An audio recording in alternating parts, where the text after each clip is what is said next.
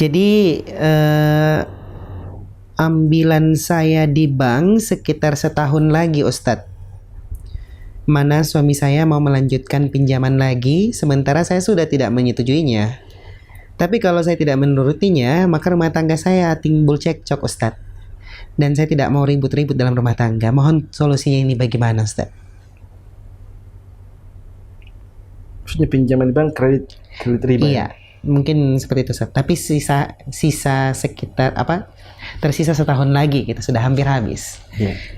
Suami mau nambah pinjaman lagi, tapi istri nggak mau.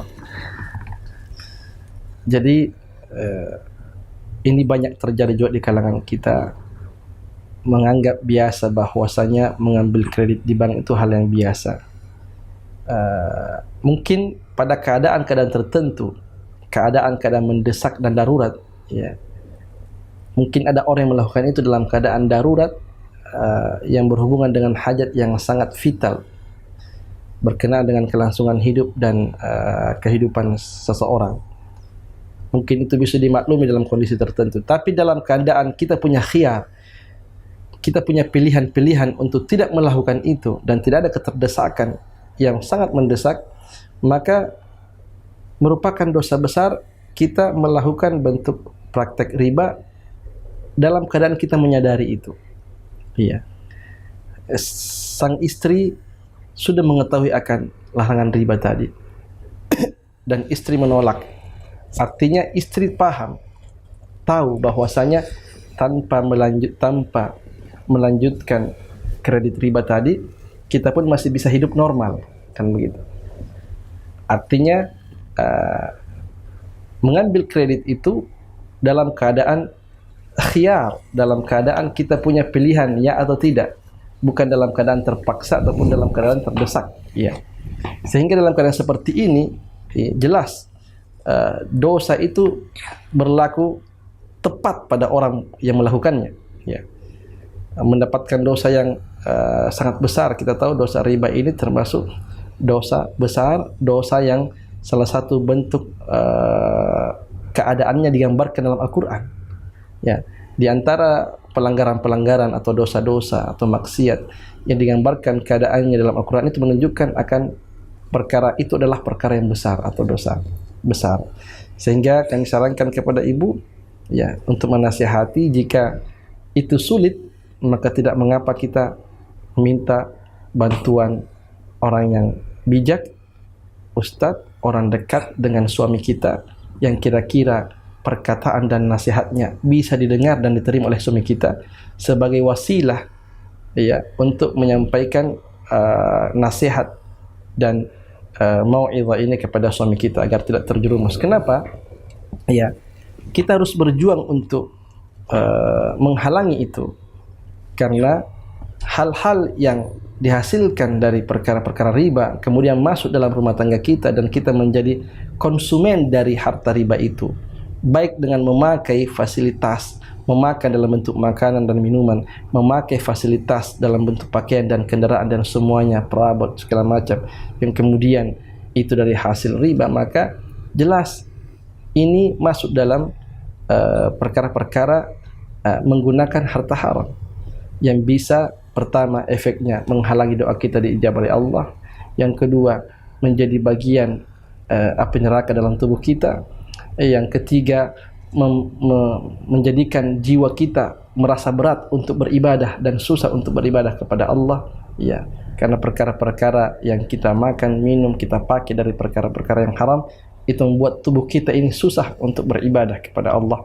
Subhanahu wa ta'ala.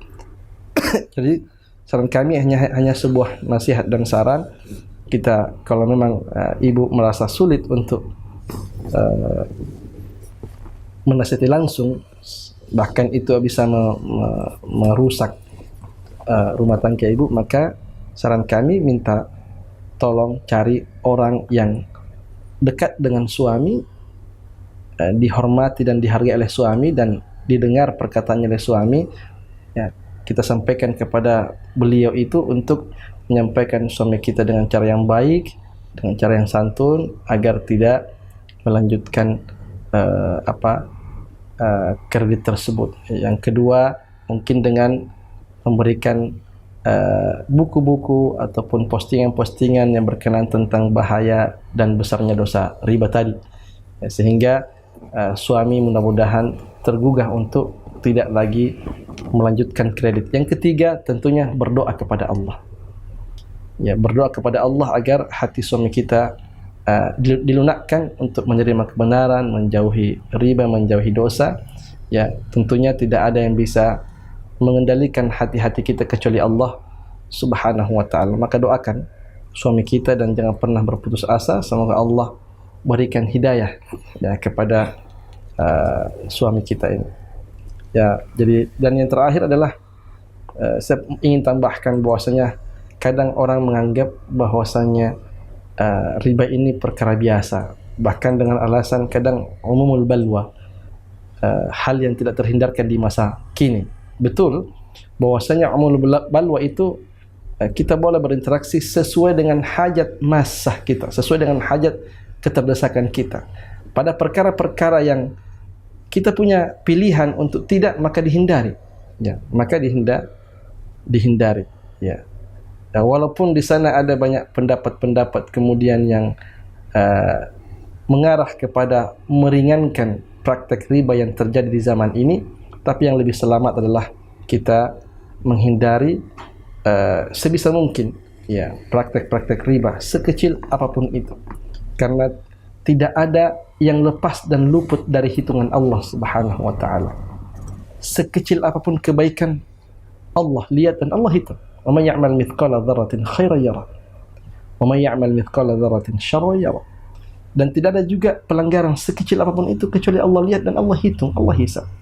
Maka jangan kita pernah menganggap remeh, menganggap biasa sesuatu yang kadang sebenarnya besar, karena sudah terjadi berulang-ulang, terjadi secara masif dan luas dilakukan oleh banyak orang, sehingga kita merasa aman dan merasa itu hal biasa, dan bahkan kita merasa itu tidak masalah lagi. Ini adalah masalah, justru masalah, ya. Mudah-mudahan Allah Subhanahu wa ta'ala menjauhkan kita dari perkara-perkara yang dilarangnya. Kita diberikan taufik oleh Allah Subhanahu wa ta'ala agar terus bisa berada di atas tuntunan nabinya Muhammad sallallahu alaihi wasallam. Wallahu ta'ala a'lam.